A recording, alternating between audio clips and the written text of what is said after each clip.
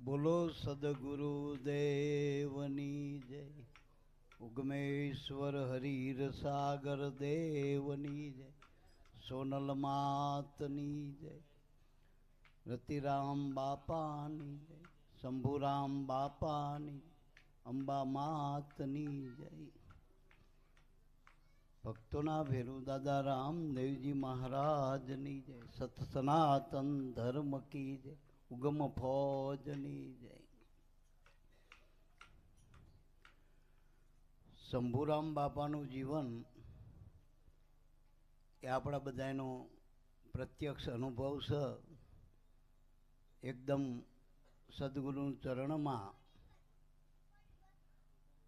એટલું બધું સરળ જીવન. આપણે એમના વિશે તો શું કહીએ કે, પણ એ જૂની મૂર્તિ કહેવાય બાપાની. એટલે જૂનું એટલું હોનું આપણી ભાષામાં સમજી લો ને મારા બાપ. એટલે એવું સરળ જીવન, સાદું જીવન, સાચું જીવન, સ્પષ્ટ.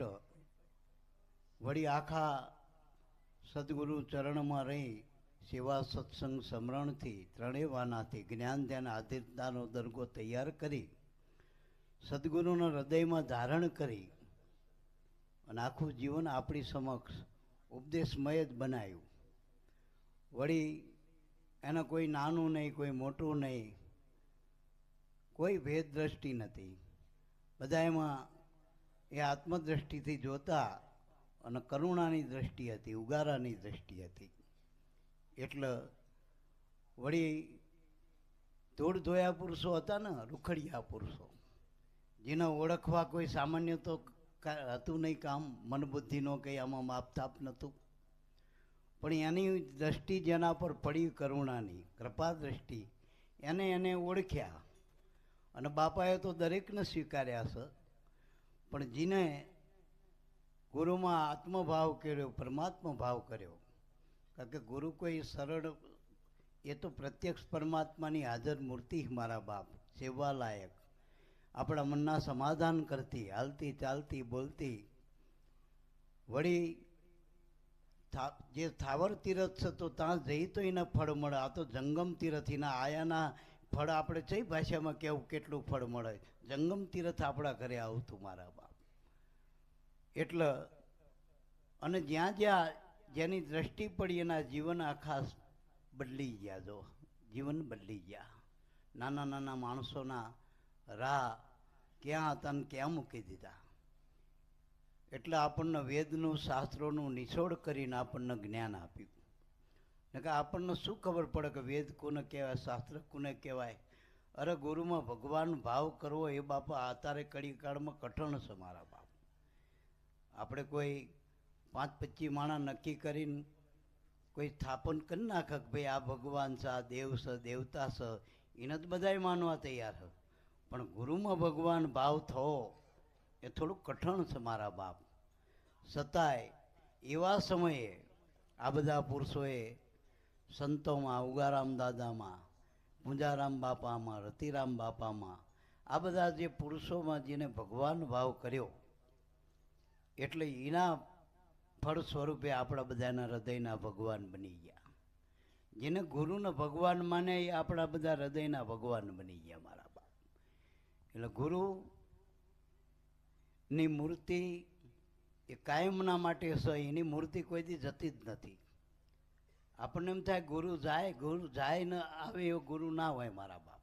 એક વખત ધારણ કરી લીધા પછી ગુરુ કોઈ દી જતા નથી. અને આપણા ત્યાંની મૂર્તિમાંથી કોઈ દી ના જાય મારા બાપ. એટલે ગુરુ કોઈ દી જાય નહીં, આવે નહીં. ગુરુ કાયમ છે. ગુરુના 2 સ્વરૂપ છે, શિરગુણ નિર્ગુણ.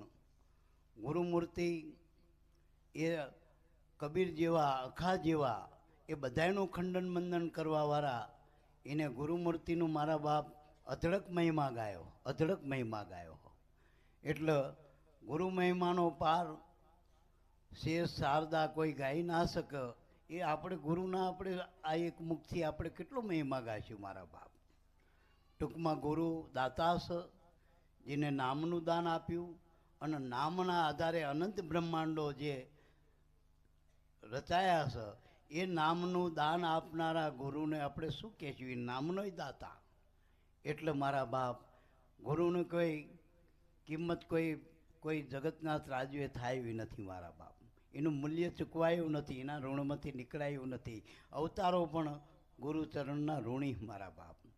વળી દેવી દેવતા કયો, પીર પેગંબર કયો, તીર્થંકરો કયો, આ બધાએ ગુરુના ચરણમાંથી જ પ્રાગટ્ય લીધું અને હમાણા પણ ગુરુચરણમાં. એટલે ગુરુમૂર્તિમાં આપણે એકનું ધ્યાન કરી એટલે બધા વ્યાપક બ્રહ્માંડમાં જેટલા દેવી દેવતા પીર પેગંબરના અવતારો બધાનું ધ્યાન ગુરુમૂર્તિમાં હમાસ થઈ જાય મારા બાપ. એટલે એસી ગુરુમૂર્તિની બલિહારી સંતો, ગુરુમૂર્તિની બલિહારી, ગુરુદાતા, ગુરુ આપ વિધાતા, આપણા જીવનના ભાગ્ય વિધાતા આપણા ગુરુ મારા બાપ. એને જીવનના રાહ આપણા પલટી નાખ્યા. એટલે નકર અત્યારના કડી કાળમાં તમે જુઓ તો ખરા મારા બાપ, હગા ભાઈઓ વચ્ચે ક્યાંય બેહવા જેવું નથી અને આપણે ક્યાંથી એક પાથરણામાં આવીને બેઠા મારા બાપ. બધું ભૂલીને ઊંચું નીચું બધું મળી અને આપણે ગુરુના શરણમાં આપણે બધા જો આપણે ગુણાનું વાત કહી રહી. આ મહાપુરુષોની પુરુષાર્થનું ફળ છે મારા બાપ. શંભુરામ બાપાએ જે પુરુષાર્થ કર્યો જીવનમાં, અને આંબો કહેવાય. આંબો પરિવાર શું ફળે એમ, મવડો હોય કે મઉ ફળે પતકોય અને આંબો ફળે પરિવાર શું. પરિવારની સાથે રાખી અને આખી ગદગંગાને બધાને ઉજાગર કરીને પોતે ધર્મને જાણી મહાધર્મના પદને પ્રાપ્ત કરી, ગુરુના સ્વરૂપને પ્રાપ્ત કર્યું. એ રતિરામ બાપાની અગાધ કૃપાને પ્રાપ્ત થયા અને એ ગુરુ સ્વરૂપની મૂર્તિ આપણા માટે બની ગઈ અને આપણા બધાના આરાધ્ય બની ગયા, ઈષ્ટ બની ગયા આપણા હૃદયના. અને આ પૃથ્વી દેવીના શણગાર કહેવાય સંતો તમારા બાપ. એટલે સંત એટલે પ્રત્યક્ષ કુદરતનું રૂપ છે અને એનું સ્વરૂપ એ આપણને નામ આપ્યું સ્વરૂપ છે. નામમાંથી કોઈ દી ગુરુ જાય નહીં. ગુરુનું અખંડ સ્વરૂપ નામ છે અને ધ્યાનનું જે રૂપ છે આપણને આંખને ગમ્યું હતું ભગવાનનું રૂપ એ કંડારી દેવાનું બધાના હૃદયમાં. એટલે ગુરુ કોઈ દી આવી જાય ના કરે.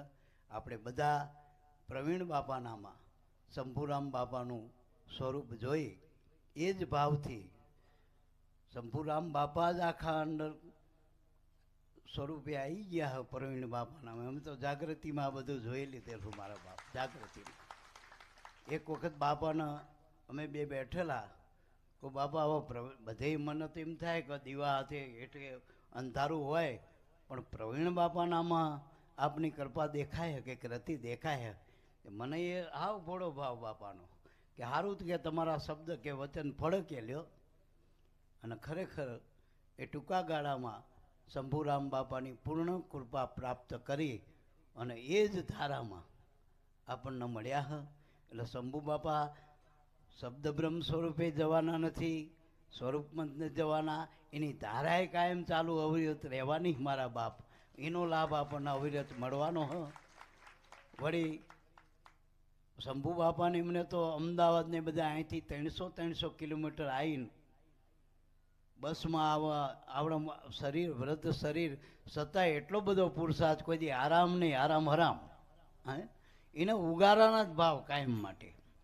એટલે અમે તો એમના ભોજા બાપાની રૂપ જ માનતા કે ભોજા બાપાનું એ સ્વરૂપ એવું હતું વડિયાથી અમારા સદગુરુ, અને શંભુરામ બાપાનું સ્વરૂપ પણ એમને મળતું જલતું. એટલે અમને શંભુરામ બાપામાં અમારા ગુરુના દર્શન થતા. 2011માં ભોજા બાપાએ જ્યારે સમાધિ લીધી પછી અમને શંભુરામ બાપાને નક્કી થયું કે બાપા આપણને શંભુરામ બાપા મળ્યા અને અમને કાયમી ભેળા રાખતા, લાભ આપતા. એ જ લાભ પ્રવીણ બાપાએ અત્યારે આવીને આપતા રહે. એ અમારા અહોભાગ કહેવાય અને આપણા સૌના અહોભાગ. હવે બહુ તો આપણે બધાના દરેકના અનુભવ, દરેકના ઉપર બાપાની કૃપા દ્રષ્ટિ સહજ અને રહેવાની જ છે. એના કેમેરા બહાર આપણે નથી. કાયમ ગુરુના કેમેરો કોઈ દી બંધ પડતો નથી ને એમાં કોઈ દી ઓફલાઈન થતું ને કાયમ ઓનલાઈન છે. એ તો ઓન ને ઓફ બે છે મારા બાપ. એટલે ગુરુના કેમેરામાં રહી એની રીતિનીતિ પાડી અને જેટલું ભાવે કભાવે ભજન કરવું, તનથી મનથી ધનથી. અને ગુરુનો એક દાસ છે, ભજન કરો મારા બાપ. અને ભજન કરશું એ જ આપણી કમાઈ છે ને મારા બાપ. ગુરુને રાજી કરવા માટે બાલ્યાવાનાની જરૂર નથી, પણ હૃદયથી જેટલી એની બને એટલી ભજનથી સેવા કરજો. સમરણ એ મોટામાં મોટી સેવા. અને જ્યાં જરૂર પડે ત્યાં પ્રાર્થના કરજો હૃદયથી. બાપા અનેક રૂપે હવે તો એ અરૂપમાં જતા અરૂપમાંથી અનેક રૂપે પ્રગટ થવાના, બહુનામી બની જવાના. એટલે ગમે રૂપમાં આપણને મળશે, આપણા કાર્ય કરશે, પણ સાચા હૃદયથી જો પ્રાર્થના એક જ હમણાં સુધી પહોંચશે. હું કાયમ કહેતો હતો કે હવે તમે મુખથી વાત નહીં કરી શકો ગુરુ હારે, પણ હૃદયથી તમારું કનેક્શન હશે તો આજે એક વાત કરશે તમને. એટલે હૃદયના કનેક્શન કરજો, તારમાં તાર મેળવી અને કાયમના માટે ગુરુચરણના આપણે બધા ઋણી. ગુરુના ઋણ કોઈ દી પૂરા નહીં થાય. ગમે એટલા આપણે અનેક જીવનો ઓવારી નાખશું ગુરુચરણમાં, તો ગુરુના આપણે ઋણમાંથી નહીં નીકળી શકી. કારણ કે ગુરુએ આપણને બધાના ઋણમાંથી આપણને બાદ કરાવી દીધો, પણ ગુરુના ઋણમાંથી હું તમે અવતારો પણ નીકળી નહીં શકી. તો આજના દિવસે બાપાનું નિર્વાણ, નિર્વાણનો અર્થ વાણી રહિત જે પદ છે, આત્મ સ્વરૂપ જે નામ છે એ નિર્વાણ છે. અત્યારે બાપા રૂપમાંથી સ્વરૂપમાં અને અરૂપ એ જે નિર્વાણ પદ છે એમાં બાપા હમાઈને રહ્યા અને એ આપણા ઘટોઘટના વાસી બની ગયા. એટલે હું તો અત્યારે એમ કહું જે અમારા જે બાજુવાળાનું 300 કિલોમીટરનું અંતર હતું અહીં આવવું હોય તો બાપા પાસે હવે તો 3 સેકન્ડ ના થાય, યાદ કરો તો બાપા હાજર થઈ જાય. અને એ કાર્ય લાખોનો દર્શન આપો. પેલું તેમ કે કાંઈ આવ્યા હોય તો પ્રવીણ બાપા કે અમદાવાદ ગયા, કે જામનગર ગયા, કે જામજોધપુર ગયા, પણ હવે એ તમને નહીં સાંભળે. તમે જ્યારે યાદ કરશો ત્યારે ગુરુનું સ્વરૂપ ખડું થઈ જશે. એટલે આજના દિવસે બહુ ના પડતા તો કાલાવાલા કરીએ ને એના બાળક થઈને બોલી શકાય. બાકી ગુરુ વિશે એક શબ્દ પણ નીકળે નહીં, પણ છતાંય એ બોલાવે છે એની કૃપા છે. ને આપણે બધા સમજુ વર્ગ છે, બાપાના બધા મળેલા છીએ ગુરુમુખી. એટલે એક વાત કહી દઉં કે સૂરજમુખી ફૂલ કાયમના માટે જે બાજુ સૂરજ હોય એના બાજુ મુખ હોય, તો આપણે જો ગુરુમુખી કહેવાતા હોય તો આપણું મુખ ગુરુ બાજુ રાખજો. મનમુખી ના બનતા, જીવમુખી ના બનતા, હા ગુરુમુખી બનજો.